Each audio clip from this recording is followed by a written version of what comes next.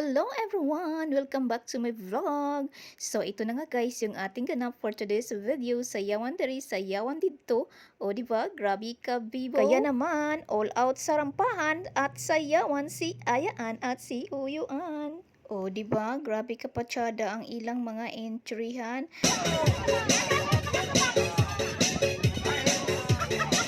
So in ani mi kabibo guys, basta makauli mi diri sa isla, so isip among sinugatan sa ila, magtapok-tapok mi o magparty-party dinhi sa daplin sa dagat.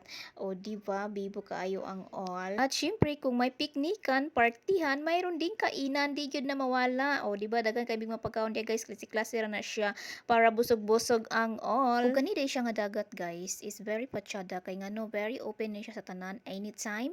Basta kay magbayad lang kadaan sa cottages. No entrance fee to siya guys, no. So ang cottage lang ang imong bayaran depende sa kadakon kung family size imo kanya mo kay dako man ni siya nga cottage, so nasa 700 ni siya guys. Then katong mga payong-payong dito sa unahan is 300 pesos lang siya. As you can see on my back, wala siya payong kay morning pa manggod na siya nga time unya.